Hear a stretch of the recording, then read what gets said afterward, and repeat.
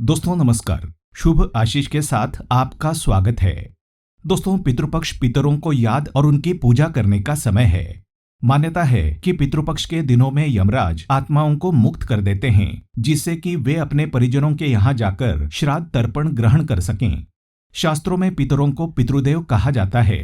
देवताओं जितना ही पितरों को प्रसन्न करना भी कल्याणकारी होता है, देव कार्य जितना ही पितृ कार्य का महत्व होता है। पितृ हमारे वंश को बढ़ाते हैं। पितृ पूजन करने से परिवार में सुख शांति, धन धान्य, यश, वैभव, लक्ष्मी हमेशा बनी रहती है। संतान का सुख भी पितृ ही प्रदान करते हैं। आज हम पितृपक्ष की और सर्वपितृ अमावस्या की कथा सुनाने जा रहे हैं। पितृकर्म विधिवत तरीके से करने से और इसकी कथा सुनने से पितरों का आशीर्वाद मिलता है। सर्वपितृ अमावस्या के महत्व की पौराणिक कथा। देवताओं के पितृगण अग्निश्वात्त जो सोमपत लोक में निवास करते हैं, उनकी मानस कन्या अक्षोदा नाम की एक नदी के रूप में अवस्थित हुई। मत्स्य पुराण में अक्षोद सरोवर और अक्षोदा नदी का उल्लेख मिलता है, जो आज के कश्मीर में स्थित है।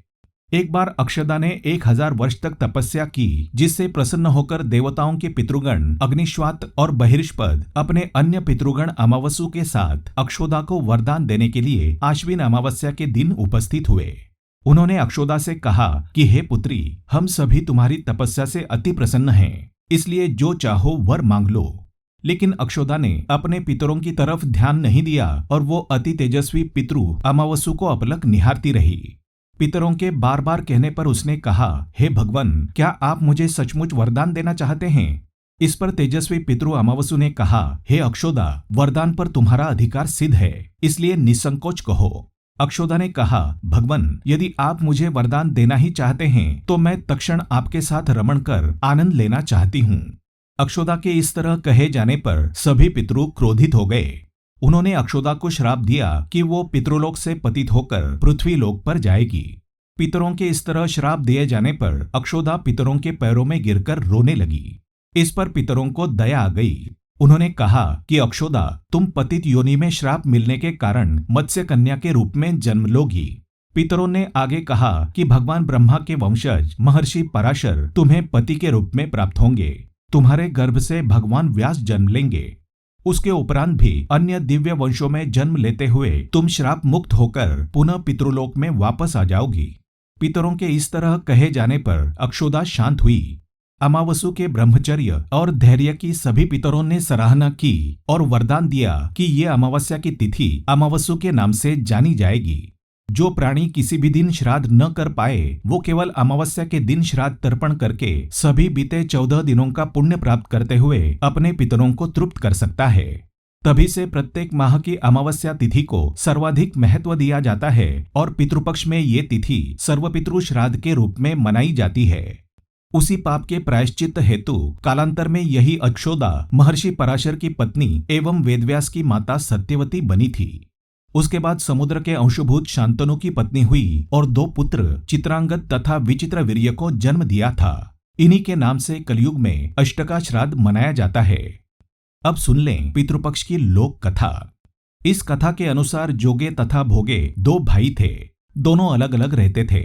जोगे धनी था और भोगे निर्धन। दोनों में परस्पर बड़ा प्रेम था। जोगे की पत्नी को धन का अभिमान था, किंतु भोगे की पत्नी बड़ी सरल हृदय थी।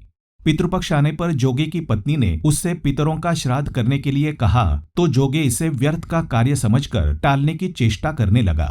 किंतु उसकी पत्नी समझती थी कि यदि ऐसा नहीं करेंगे तो लोग बातें बनाएंगे। फिर उसे अपने मायके वालों को दावत पर बुलाने और अपनी शान दिखाने का ये उचित अवसर लगा। इसलिए वो बोली, आप शायद मेरी परेशानी की वजह से ऐसा कह रहे हैं, किंतु इसमें मुझे कोई परेशानी नहीं होगी। मैं भोगे की पत्नी को बुला लूंगी, दोनों मिलकर सारा काम कर लेंगे। फिर उसने जोगे को अपने पीहर न्योता देने के लिए भेज दिया। दूसरे दिन उसके बुलाने पर भोगे की पत्नी सुबह सवेरे आकर काम में जुट गई। उसने रसोई तैयार की, अनेक पकवान बनाए, फिर सभी काम निपटाकर अपने घर आ गई। आखिर उसे भी तो पितरों का श्राद्ध तर्पण करना था। इस अवसर पर न जोगे की पत्नी ने उसे रोका न वो रुकी। शीघ्र ही दोपहर हो गई। पीतर भूमि पर उतरे। जोगे भोगे के पितर पहले जोगे के यहाँ गए तो क्या देखते हैं कि उसके ससुराल वाले वहां भोजन पर जुटे हुए हैं। निराश होकर वे भोगे के यहाँ गए। वहां क्या था, मात्र पितरों के नाम पर अगियारी दे दी गई थी। पितरों ने उसकी राख चाटी और भूखे ही नदी के तट पर जा पहुंचे। थोड़ी देर में सारे पितर इकट्ठे हो गए और अपने अपने यहाँ के श्राद्धों की बढ़ाई करने लगे।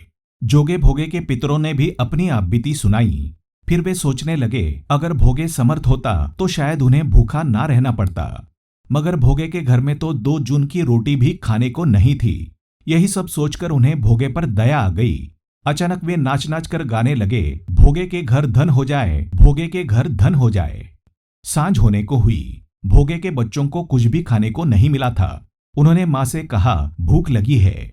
तब उन्हें टालने की गरज से भोगे की पत्नी ने कहा, जाओ, आंगन में हौदी औंधी रखी है, उसे जाकर खोल लो और जो कुछ मिले बांटकर खा लेना। बच्चे वहां पहुंचे तो क्या देखते हैं कि हौदी मोहरों से भरी पड़ी है। वे दौड़े दौड़े माँ के पास पहुंचे और उसे सारी बातें बताई। आंगन में आकर भोगे की पत्नी ने ये सब कुछ देखा तो वो भी हैरान रह गई। इस प्रकार भोगे भी धनी हो गया, मगर धन पाकर वो घमंडी नहीं हुआ। दूसरे साल का पितृपक्ष आया। श्राद्ध के दिन भोगे की स्त्री ने 56 प्रकार के व्यंजन बनाए। ब्राह्मणों को बुलाकर श्राद्ध किया, भोजन कराया, दक्षिणा दी। जेठ जेठानी को सोने चांदी के बर्तनों में भोजन कराया। इससे पितर बड़े प्रसन्न तथा तृप्त हुए। कथा यहाँ समाप्त होती है। आज के वीडियो में बस इतना ही। ऐसे ही और वीडियो देखने के लिए हमारे चैनल को सब्सक्राइब करके बेल आइकन प्रेस करें। धन्यवाद। शुभम भवतु।